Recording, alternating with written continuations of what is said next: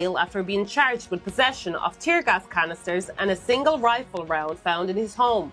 Kenyan activists have been on edge over the arrests of government critics since a political blogger died in custody in June, triggering weeks of violent demonstrations in which around 50 people were killed.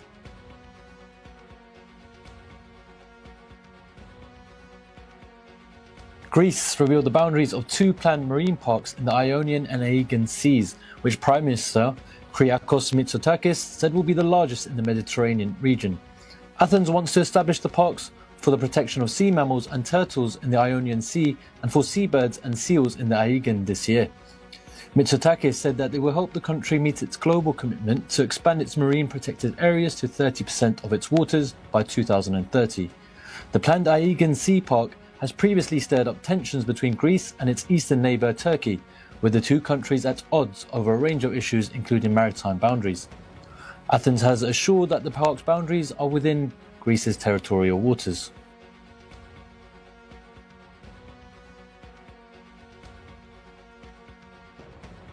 Thailand has accused Cambodia of recently placing landmines in a disputed border area after 3 soldiers were injured. But Phnom Penh said they had veered off agreed patrol routes and triggered a mine left behind from decades of war. Thai authorities made the claim after 3 soldiers were injured, with one losing a foot by a landmine explosion while on a routine patrol on July 16th on the Thai side of the disputed border area between Ubon Ratchathani and Cambodia's Phra Vihir province. Cambodia's defense ministry denied the new mines had been planted, saying in a statement the soldiers had stayed from the agreed patrol routes into areas that contain unexploded landmines.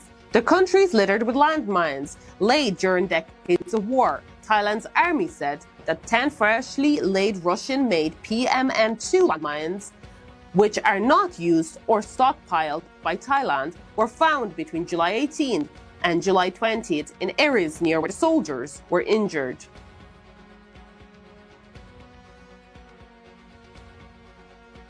"19 years after the 2006 Mumbai train bombings, which killed 189 people and injured over 800, the Bombay High Court has acquitted all 12 individuals previously convicted by a lower court in connection with the attacks.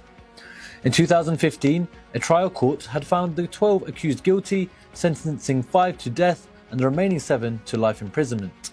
However, overturning that verdict, the High Court bench comprising Justice Anil Kilor and Justice Shyam Chandak ruled that the prosecution had completely failed to establish the case against the accused. The judges also questioned the relevance of the explosives, weapons and maps recovered during the investigation, stating that they did not appear to be connected to the blasts. Furthermore, the prosecution was unable to conclusively determine the types of bombs used in the explosions.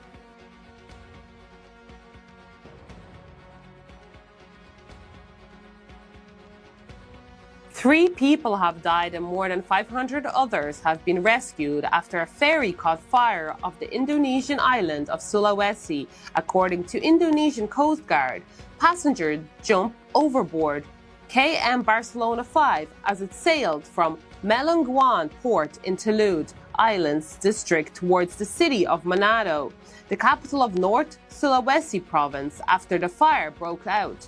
Indonesian authorities previously reported 5 people died in the accident, but later revised the death toll to 3 after 2 passengers initially reported as dead were saved in the hospital, including a 2-month-old baby whose lungs were filled with the seawater.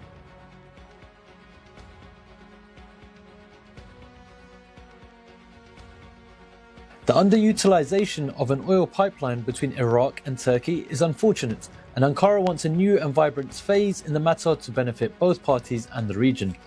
Ankara said the Turkey-Iraq crude oil pipeline agreement, agreed by Turkey's government in 1973 and put into effect in 1975,